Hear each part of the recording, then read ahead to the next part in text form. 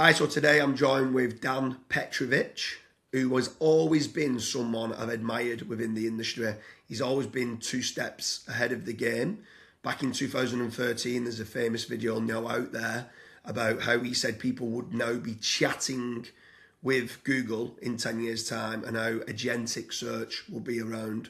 People couldn't believe it back then, and roll on 12 years, it's where we are today. So the first topic I want to kind of run through with you is, what do you see now for the future of AI SEO? Loaded question. The best kind of question because there's a lot to unpack. Uh, Obviously, the future of SEO has many additions. But we've been through this before with introduction of various little modalities and voice search, conversational search, mobile first, and so on and so on. So we've been through all these adaptations, and I see SEO as sort of evolving and embracing AI as just another modality, another type of interface that sits between search and the end user. So there's going to be a lot more that an SEO needs to do, and I would imagine some companies will start specializing, and some consultants will start specializing. So some will say, "I'm an AI SEO," just like some people like, "I'm a app store optimization guy," I'm an a mobile SEO, or like a local SEO, and so on and so on. AI SEO is an interest for me because it's been an interest for the longest time, like you said. And we finally got to the point where technology is accessible and it's widely adopted. And all these technologies that were only available to very large corporations, like I remember Quill, you couldn't get access to it unless you're a multi-million-dollar corporation. Um, and so all these technologies are available to us now. So I'm like dog off the leash type things. Just like everything is fun, everything is useful. I came out of my retirement to get back into this. And I'm very much enjoying it. Why am I enjoying it? Because um, I see fantastic opportunities for new methods and things to develop. One of them, since I guess you're asking for more specific, actionable things that we could do. One is understanding model psychology. And I know that sounds a little bit maybe abstract or vague or hippie, but it's not. And so what I've been spending my last 2, 3 years is understanding the field of mechanistic interpretability. So mechanistic interpretability is understanding what models do and why, and what happens in their neural network when they do that. So similar to human psychology, you get input through ears, eyes, tactile, whatever, smell. So that's multimodal input gets into your brain, and something happens. We don't know what happens, right? And tick tock, tick tock, and then output comes out. We make a decision. So psychologists, and this is what SEOs have to do now. We are now model psychologists. Um, so in psychology, I'm going to simplify, but basically we deal with, because there's a black box that's the brain minus the, I don't know if people can see. Can you see that far back? There's an EEG on my other desk there. Just see your two screens behind the on the table. Okay. Yeah, there's a electroencephalogram on my other desk. You plug it on your head and you see the brain waves, and you can kind of get a glimpse of what goes on, but it's not very sophisticated. Um, so in SEO space, we're now going to have to be probing the models and understanding what they do and why they do it. And um, effectively, what we're trying to understand is, yeah, there's input and then there's output. Now, the thing is, with open source models like Gemma, Llama, DeepSeek, all these others, we can actually get down to the very circuitry of what they actually do and why they do it. I'm not suggesting every SEO needs to geek out to that level and do all that. My findings indicate that small models like Gemma, built on the same data and technology that Gemini has been, has the same multidimensional geometry as Gemini. Basically, semantic concepts cluster together. You create vector embeddings for one, vector embeddings for the other, and they're rotated differently, and they still collapse on the same entities, same things. Um, Apple fruit, Apple technology, right? So um, then I realized there's a lot of work for us to do in model probing, entity associations, and so on and so on. And so, on a more practical level, the opportunity is in understanding how different inputs to the model affect its outputs. This is RAG, a retrieval augmented generation, which is basically just search. So the future of AI SEO is dealing with the interpretative layer on top of search. That's it. Models are too big, too expensive to train every day. They are trained a couple of times a year. Models are released, and then they rely on search for up-to-date information, for factual stuff to prevent hallucination. And there's no way around that. Not at this level of technology. Um, so we have this opportunity to analyze that. But there's also something below that, and that is the model's primary bias against or towards brands and associations in their entities. So there's an associative element. So when I say Dijon AI, what do you associate with this brand? And then the model says 1, 2, 3, 4, and lists the things. That's a very smooth, elegant, efficient way of probing models. Basically mapping the associations that the models have towards a brand. Then you flip that around and you say, AI SEO, what brands do you associate with that? And you start saying, Dijon AI, iPull Rank, MSIV, blah, blah, blah, all the others, right?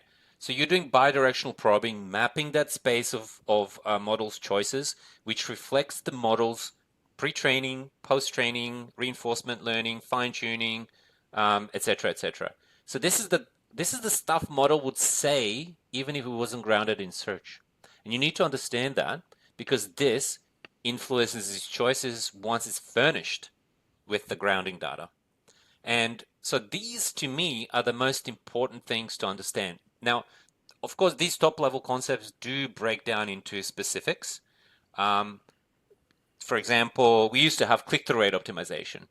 Click-through rate optimization adjusts titles, descriptions, schema, and so on to make the SERPs more clickable, more attractive for humans.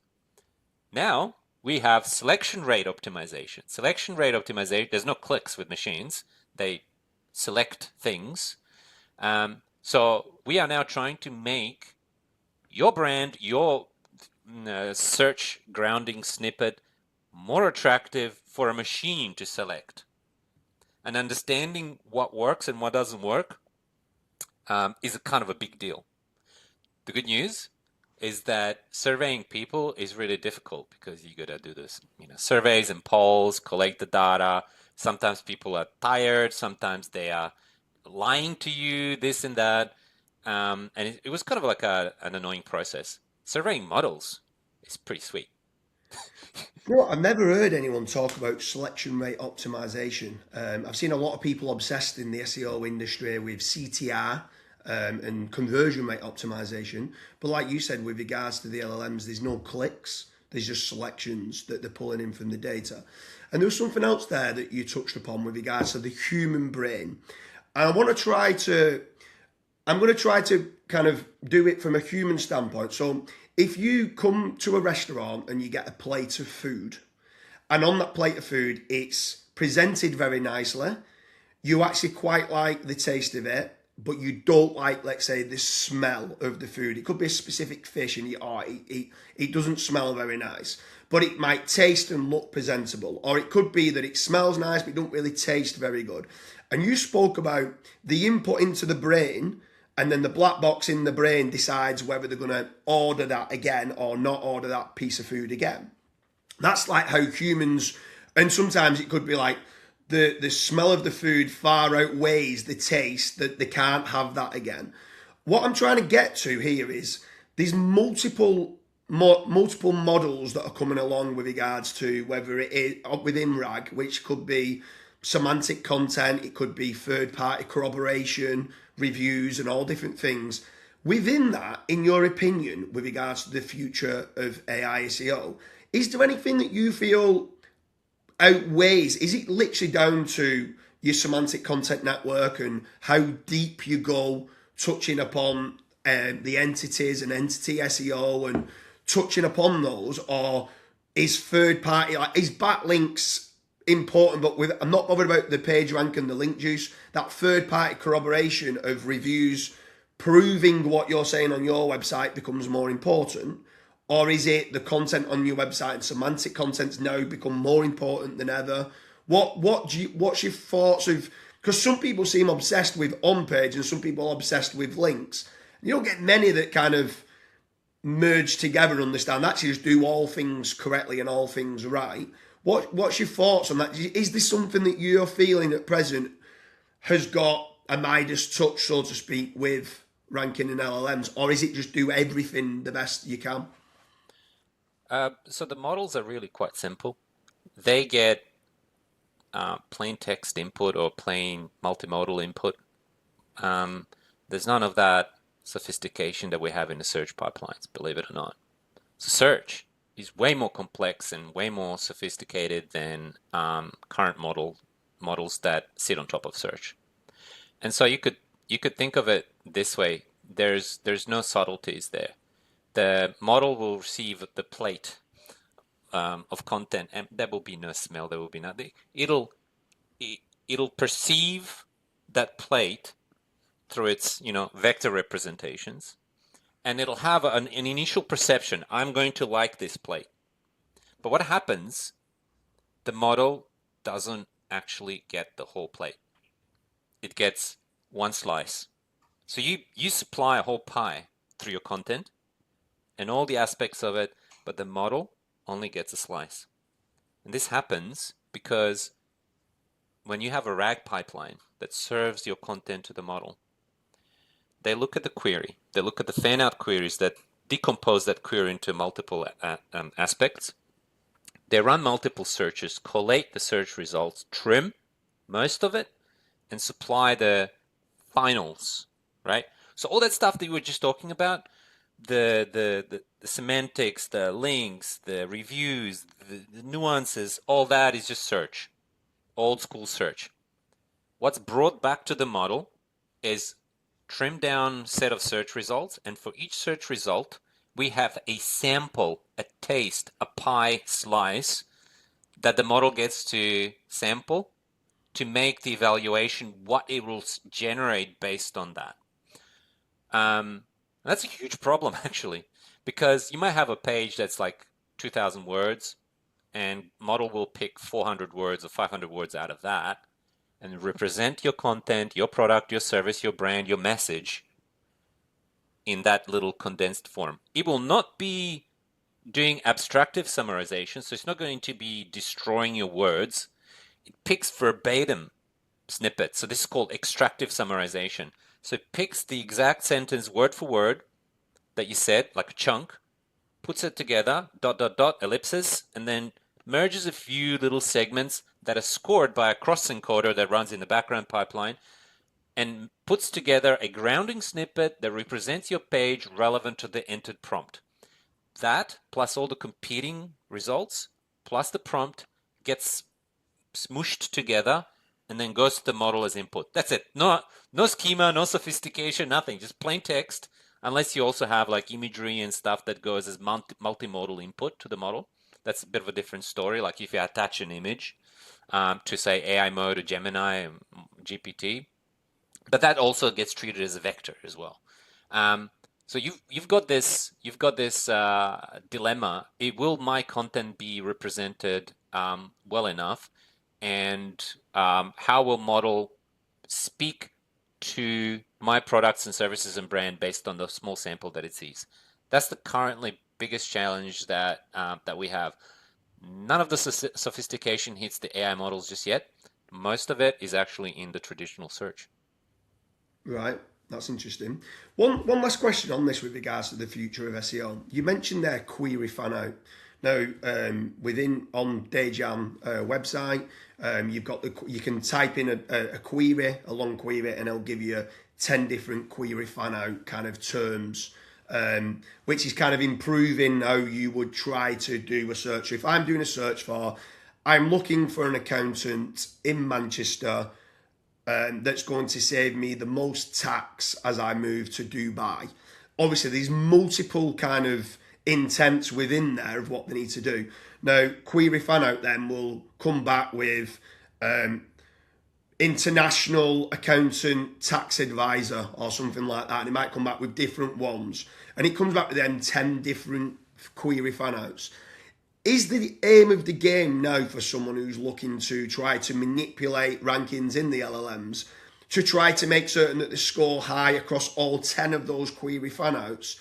And is it an overall consensus score for all 10, or do you only need to be touching upon a few? How does that work with the query fan out and the scoring system of all them different variations of keywords? Because old school methodology, people used to go after query string matching, BM25, trying to rank for a specific query. They've got it in the title, H1, URL, a few times sporadically in the content, and that's good enough for Google rankings in the old school traditional search ways.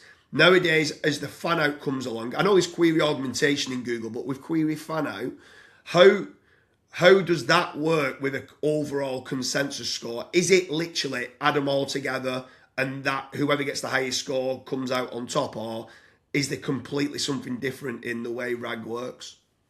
It's the top five. Top five? Five. Yeah, top five. For when you retrieve hundreds of these different results. By the way, old school techniques are still working because they're cheap. Google still relies on like the first round gets picked up the cheapest method possible. Semantic search kicks in only on a re-ranking level. Yeah. So let's say you run 7 different fan out queries based on a prompt, which address different dimensionalities, different aspects of the prompt. So that will bring, let's say let's simplify it. So that brings us 700 different results. Let's go that deep. So what happens? There's an attrition filtering that happens in the back end process. So in this RAG pipeline that serves Gemini 3 in AI mode, for example, or eGPT, those results are collected and then trimmed down to a narrowed down selection.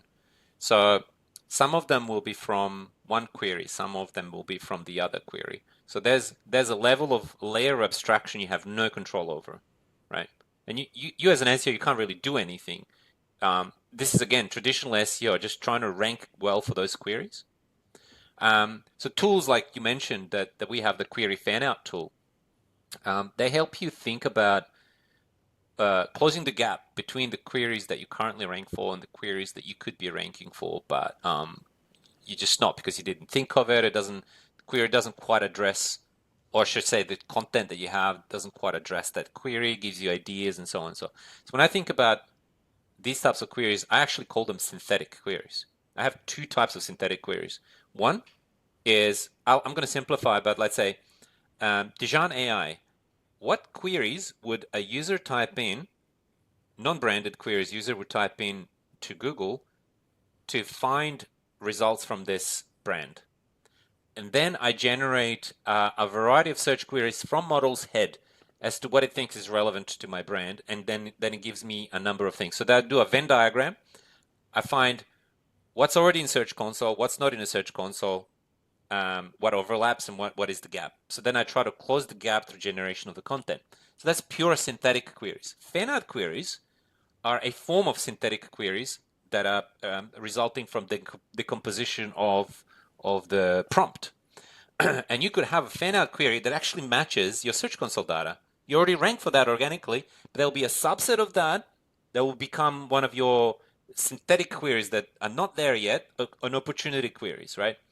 And that becomes an optimization opportunity. Now, if you do this a lot, you will realize that there's almost an infinite amount of new fan-out queries that you could generate, and you just keep the loop going, and you just go endlessly. So you can't just generate 1 million content pages, one for each query. I don't think that's a good strategy. And Google's pretty good at semantic understanding. So I think you need to bring it down to the basics, understand what are the primary entities you're trying to cover, what potential search queries stem out of those, and group them, create a graph of concepts and how these map out. So once you've mapped out the entities, the associated synthetic and organic queries, PPC queries, then you sort of branching out into prompts. You're doing prompt generation, but I would draw the line at prompt tracking, right? So this is a hot topic in AI SEO, and people are like, oh, they have okay, I have 100 different prompts, and I'm tracking these prompts every day to see how I'm ranking for them. Absolute nonsense. I don't see any utility in such things. I do this myself actually as a one-off research. I get my insights. I change the prompts. I provide insights, but regular tracking is absolute nonsense. So there's another aspect to that. That is that when you come to an ongoing tracking, you want to probe those relationships, and I do it in two ways. One is the probing that I mentioned earlier, associative probing. But there's another aspect. Let's call it relevance probing. If you saw Dan Petrovich in the RAG pipeline suggested as one of the results for the prompt of this user looking for XYZ, would you recommend Dan as a consultant for this problem? Yes, no. That's it. Allow model to say output one single token, yes or no, and repeat that 10 times or 100 times and come up with the statistics. 68 out of 100 times it said yes. So that's working as an SEO, working within the probabilistic nature, embracing the probabilistic nature of the models. Models have the temperature, other parameters like top P, top K, and they're allowed to sample within the bucket of probabilities when producing outputs. You want to see what your brand, your product, your service, how it fits within that. So that's more aligned with how we need to think about research and optimization and so on and so on. On that, you mentioned temperature, and then you mentioned that if there was going to be, let's say, 6 queries, you then said 6,000 results. Do they always look at the top 100 then, or do they do the top 20 on the search results? Like how deep do they go with regards to when they're looking at search? Oh, the models don't make those choices. When I was talking about temperature and sampling depth and width and all that, that's just next word prediction. So basically, how much energy does the model have to sample, how wide and how deep?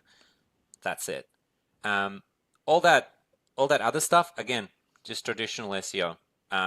Anything to do with search results and how much and what's presented is Google's software choices in the back end, processing the information that will be served to the model as sort of like on a silver platter, here you go type thing, right? So all that, like to influence all that, you just need to influence the traditional search. To influence the model choices, you need to be probing and testing and surveying the models, how they operate within certain sentence structures, within let me bring it to a more concrete example, actually. So there's a tool that I made available for everyone to use called Treewalker, treewalker.ai. And the tool allows you to enter your brand or a website, and it says a sentence about you. Does two things. One is not allowed to sample into search, speaks its mind about what your brand does, and then completely separate API call, it's allowed to see the search and allowed to see your website, and then answers the same thing. In the third call, it's self-evaluating. How did I do before seeing the search, and how did I do after the search? How close was I to getting it right? And then what we do is, that's the first sentence, and then we allow the model, for all the things, for all the probability paths of all the things it could have said about you, we allow it to walk every single path by following different probabilities at different junctions.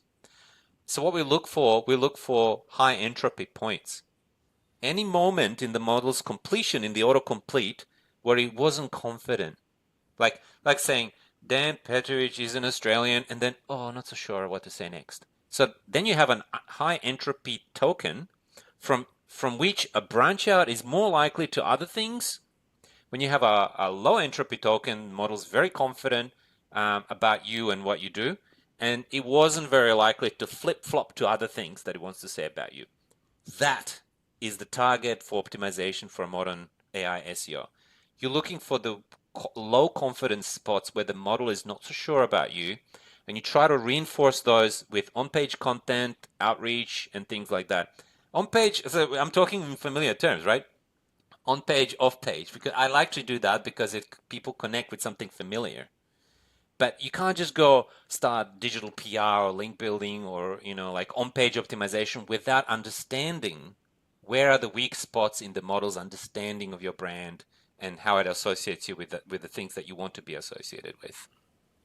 Yeah, for sure. So when you're talking then, let's say about link building and off page, are you more bothered about it's mainly about confidence and clarity nowadays than let's say link juice and page rank? It's going, I'm going to reiterate who I am, what I do, get that confidence score up and that clarity of who your brand is or who you are as an individual, and looking at that third party corroboration more than let's say page rank and DR and what people traditionally was looking at.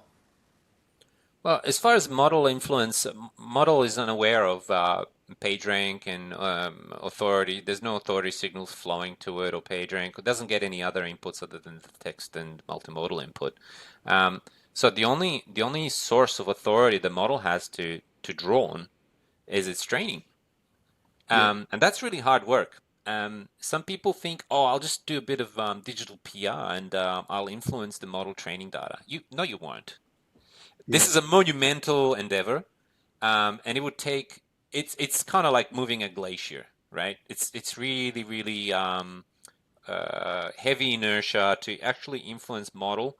You need to do some like real heavy lifting in terms of like digital PR. Links play no role.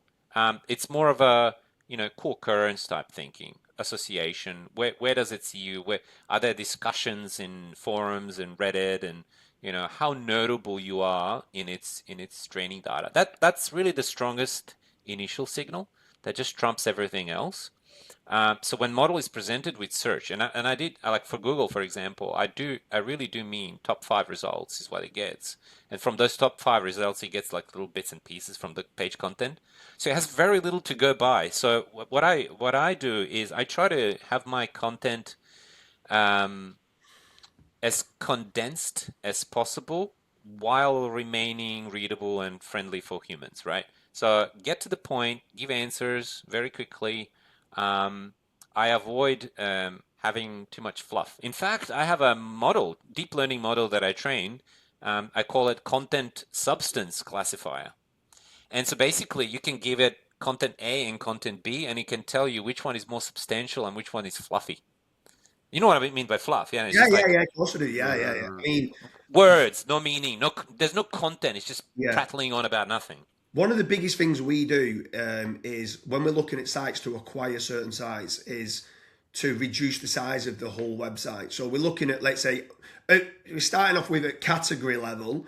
That category, it's not ranking, it's topic dilution, let's delete that. Then specific pages that might be cannibalizing or thinking that there's no value to this, deleting those. And then, like you said, we're going then at heading level and paragraph level, sentence level, all the way down in time to word level of just being, why is that fluff on? What's could you answer that question in less words, but still keeping the main part of what's needed on that page? Could we change that from a 2,000 word article to a 1,000 word article, but keeping the substance of what's needed? And that's kind of, we're looking to acquire those sites all the time. The ones that have gone writing, because everyone says word count says it's got to be 5,000 words, so they write 4,500 words of fluff and there's no substance to it. So Yeah. I love removing fluff.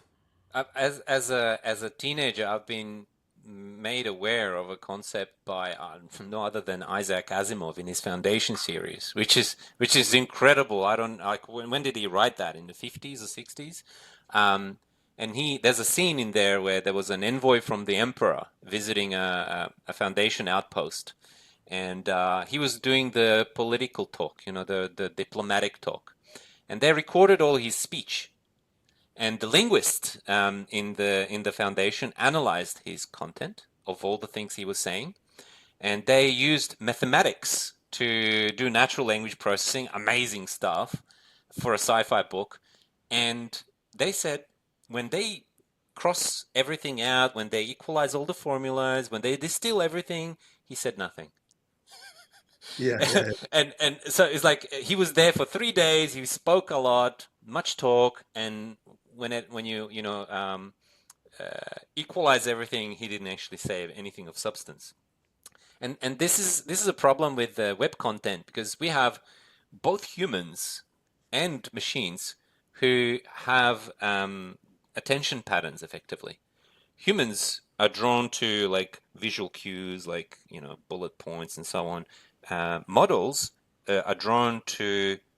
They are literally transformer models. That's in their DNA. They're drawn to, and they run on attention patterns. That's the foundation paper that kickstarted this whole revolution is called "Attention is All You Need." So it's these attention patterns in the model's multidimensional structure is that draws the model's focus on certain things and make it flow from there.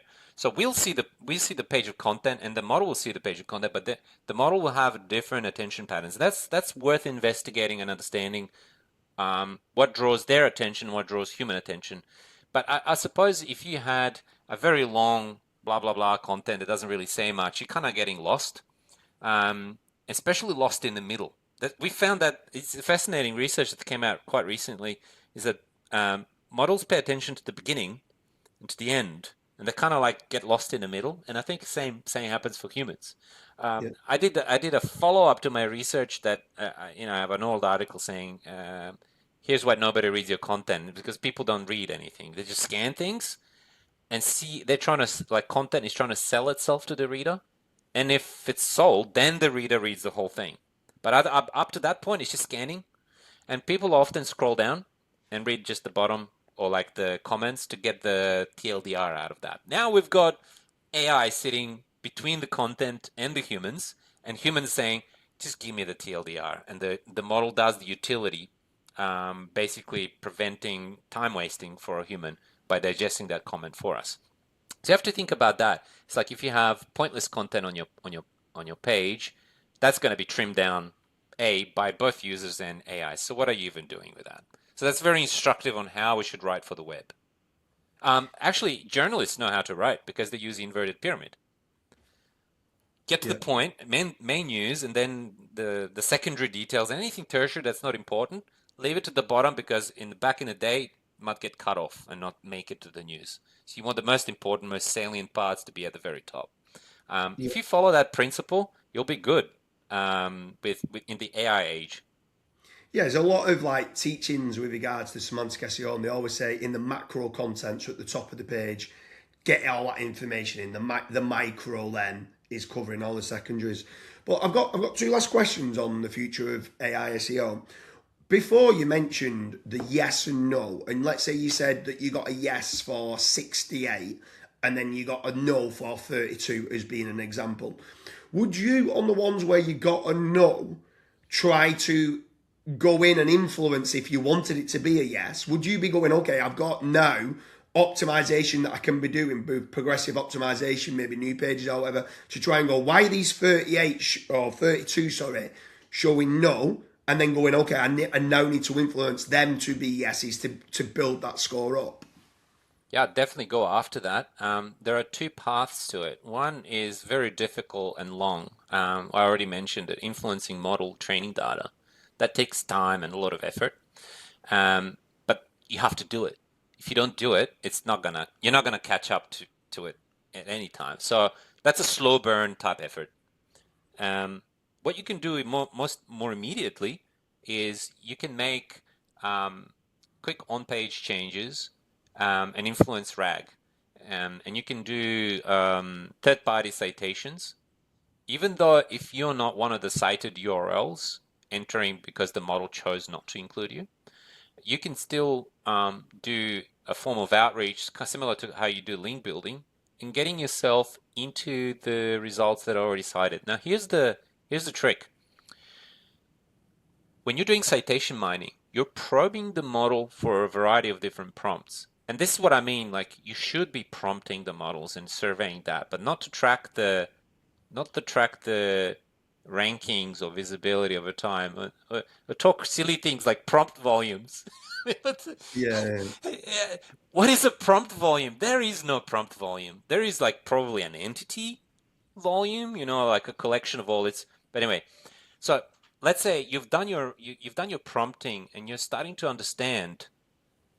Let's say you've done 1,000 cycles of prompting and you're starting to build a map of what are the top domains that are consistently in the top by a number of citations constantly being chosen.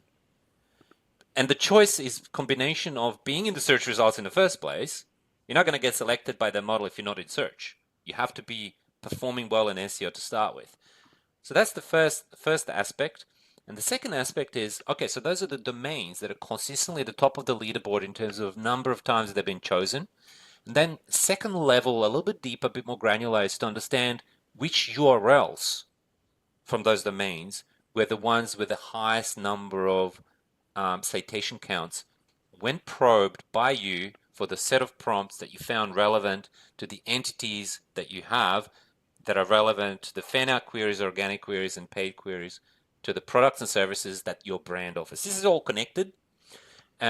So what do you do with that information? You have two options. You can do both.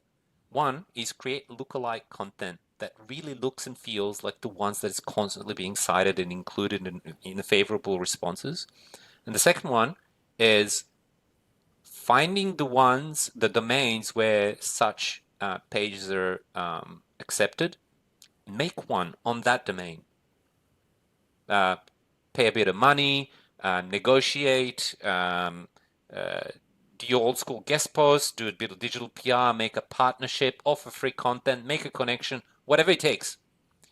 Get into the citations of the top cited domains and piggyback, Trojan horse your way into visibility while you're working on the big, slow, and momentous endeavor of changing the model's mind from its training data, which will take a year or two, I guarantee you. So, Unless you so have huge budgets like big companies like Apple and Amazon and so on. on that, just to add a third one, instead of reaching out to the site the website that's being cited and trying to get a new post, another one is reaching out to the webmaster of that site and seeing if you can do what's some people call like a niche edit or a link insert, and trying to get a snippet of content in that existing article that's being cited and trying to say why you're better in there.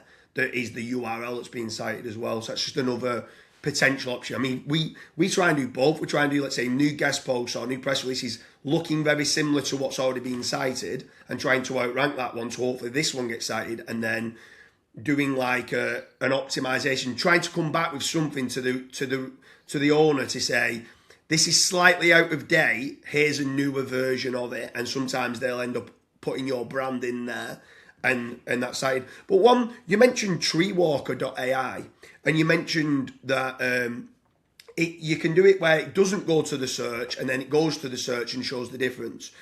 And you just mentioned there about influencing it and it can take a while. If it was showing positive in the search but wasn't when it wasn't able to go to the search, how long does it take approximately for it to get into the training models? Is it a year? Is it 6 months? Or is it literally the next time they run the training data, then it'll be using that information? Yeah. So I have one case study. Yeah. One. And I think we got a little bit lucky as well. So it's a brand based in Germany called Awire.